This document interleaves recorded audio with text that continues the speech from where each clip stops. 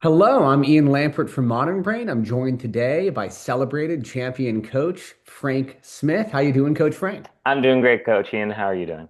I'm doing really well because I got the chance to speak with you and to share your story, which is remarkable, as well as Oh, learn some things that I might not know about you, having worked with you for the last 5, 6 years. You are an enigma wrapped in a mystery box with a puzzle. So let's start with this. How would you describe your speech and debate origin story? um, eventful.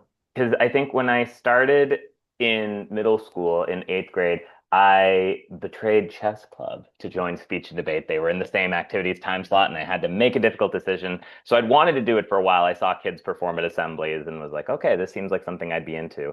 And then the culmination of seventh grade was the English Olympics, where all the English students compete against one another in grammar competition. And that was when the coach scouted me. She said, "I think you have a good voice. You should do this," based on my impression of Atticus Finch in To Kill a Mockingbird. So eighth grade, I did it, and I kind of just took to it like a fish to water. I did humorous interpretation, and that just felt like a great fit, and did very well that year. And then freshman year, I took off for the most part because I was doing a lot of regional theater. I only did like radio broadcasting, just leaning on that voice. And then sophomore year had a bit of a tough start where I came with a humorous interpretation that I think was too smart for the room or just a bad choice, depending on how you look at it, where it was about a guy who's cursed to speak like Shakespeare. And I think people enjoyed how I acted it out, but didn't find it all that funny. And then I had two more changes. I was like, okay, let's go super simple, Seussical. And I think people thought it was cute, but not funny. And then finally, I landed on actor, and that changed everything. Suddenly, I started doing really well. I qualified for nationals that year, and that I think catapulted me to through the next few years where I had a lot of highs and occasional lows because that's how speech goes. You can't ever be totally consistent because otherwise it's not human. It's true. And you said some of the highs. What was the highest high for you as a competitor? Ooh, there's a few things competing for the title. So a local one that of which I'm really proud was every year we had this tournament right before winter break called the Holly Fest, where you could compete in up to 5 events called the pentathlon. And this is very common in college, but at our Mhm. circuit, that was not a thing at all. You could only do two and sometimes three. So I had just gotten deferred from Harvard at that night. And so that morning was like, I do not want to compete at all. I was memorizing my oratory on the bus very half-heartedly because I hadn't written it. I did written it especially for this tournament. And then in my 5 events, I got first, fourth, and eighth, and one overall. And I was like, wow, even when I had a lot of emotion going in, I still managed to make it work. And I was really proud of myself for pulling that off. And then the first time I qualified for nationals, I think just because I'd had such an up and down year as a sophomore and I wasn't expecting it, it was very surprising. And finally, yeah, making semifinals at nationals my senior year because it's good to go out on a high. What was that piece that you took to semifinals at Nats?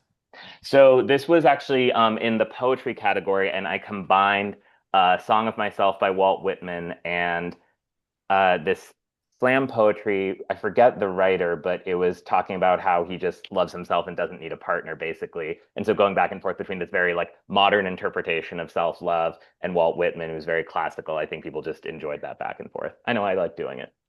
And we've heard that you've already done at least 5 events at that one tournament alone. So I understand that building the skill of getting good in speech in general involves doing a bunch of speech. But what were the classic techniques that you use in order to get to that national ranking level? I think for me, always remembering, and this has followed me into my filmmaking career too, that you are your first audience member. So when I would practice humorous in the mirror, if it wasn't making me laugh, it wasn't going to make somebody else laugh. So I always had to make sure that like I enjoyed what I was doing and I thought it was funny, I thought it was interesting, and that went across every category. Like, did I think that line was well written? Did I think that topic was interesting? And really checking in with myself and not just kind of settling and going, it's probably good enough, but being in the judge's seat with myself and going, okay, if I were watching me right now, would I be moved by what's happening? And then understanding that like speech is sculpting. It's not demolition. I think where some people go wrong is a piece isn't working and they go, well, that's it. Let's walk away from it instead of realizing, no, you don't blow it up just because you didn't win your first tournament. You chisel away and go, okay, so what if we tried this? What if we did this? What if we did this? And a performance gets shaped throughout the year. What I say now when I'm showing students national finalists is it didn't look that way in September. And you have to know that. Where it ends in June is not where it started in September. It went on a whole journey throughout that year. And they had many moments where they weren't having that much fun doing it, but they came back. Speech is a game of persistence, and it's a game anyone can win. And as you're developing that skill and you're remaining persistent, I noticed you mentioned that during sophomore year, you switched pieces a couple times. You went from the Hmm. Shakespeare one to the Seussical one to the actor one. At Hmm. what point did you switch from sculpting it to saying, let's just sculpt something else? What's that cutoff for you? I think because for both of those pieces, I felt in my estimation like I was executing it as well as I could. I thought I've spent time on these characters, I spent time on these jokes, and when I was looking at my competition, I felt like I was being defeated by people who did not have as crafted a performance, but who had stronger scripts. So that was a wake up call for me of like, okay, I'm clearly the stronger performer, and that's not good enough. So I think I need to give myself that advantage back in order to come out ahead. And that is indeed what made the difference. Not every speech competitor has a innate desire to come out ahead. Some folks are doing Hmm. it because they're building base level confidence, others because they think that just participating is good for college by itself, which Hmm. it can be, but normally you got to have a story to tell, Yes. some results or an interesting narrative to share about it. What was your relationship like with the ambition of wanting to succeed nationally in speech and debate? Oh, I mean, thank goodness for my team because ambition can be a lonely thing. Like when some students end up just kind of competing by themselves at tournaments, and that's harder because you do have to be kind of a self-powered engine. What I find with the most successful students who are kind of their own one-person wrecking crew is they align with people at other teams, so at other schools, and they sort of form their own pod. I think the teamwork aspect of it is counterintuitive because we often compete solo in a room, but you need the encouragement, the feedback, and just the love of your teammates in order to go all the way. Like I would have given up way sooner had I not had a team behind me that said, like, I see what you're seeing. You're not crazy. If you could do it all over again, go back, possess your younger self. I guess you can't use any modern day script, but you can use everything that was accessible to you during the time when you competed. How would you change things? What's the biggest thing you wish that you knew? I think a lot of us want to be supremely artistic, and I value that, but there is such a thing as trying to juice a dry lemon. And I think I sometimes chose material that was a little too challenging, where I thought, no, I can do this, I can pull this off, and inevitably realized, no, I should have just gone with something a little simpler. I think there are some factors that make scripts work. They're engaging, they're emotional, they're funny, they're universal, and you can look away from those realities, those consistencies at your own peril. I think you do need some awareness of what's working and what people expect, and should still chart your own path, but you can't be totally agnostic of the conventions of the genre. And what are some of those key conventions for someone who, like you, might have been familiar with theater, let's say during middle school, Mhm, high school, mhm. but they haven't done speech before? What are some of those key speech conventions? Well, again, for any young filmmakers in the crowd, you can train yourself very well by making a 10-minute piece that works. The story needs to work in the span of 10 minutes. So you have a beginning, middle, end. You have the character go on a journey. You have a supporting cast whose arcs, which will be small and simple, support the main characters.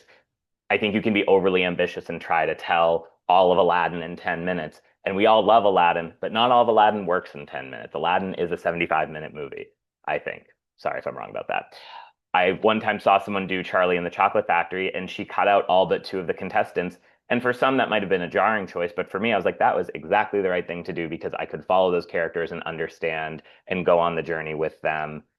I think it's about making it work for speech, not making it work for what it originally was. And it's a great opportunity for you to like be an artist and say like, "Hey, I know I love the movie in this version, but let me see if I can make it work in 10 minutes." And often you can, not always, but often.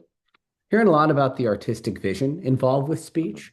If you had to distill your speech experience down to the most important portable skills, meaning things that you take with you when you're done with speech, what are the portable skills that Coach Frank took above all others?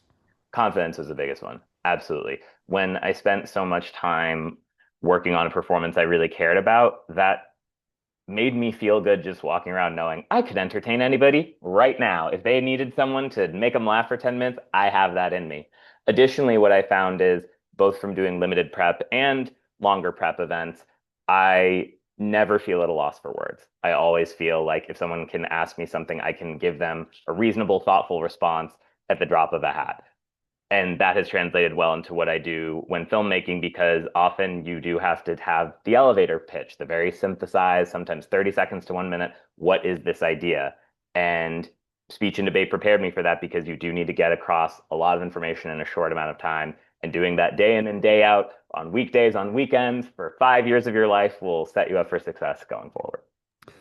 A lot of the students at Modern Brain kind of take on the personas of their coaches to some extent. They Mhm. recognize some unique skill set or delivery style the coach has, and then that can translate into some of their performances. You coach a lot of students at Modern Brain. Your students Mhm. have won hundreds of awards. What do you think defines the Coach Frank student style?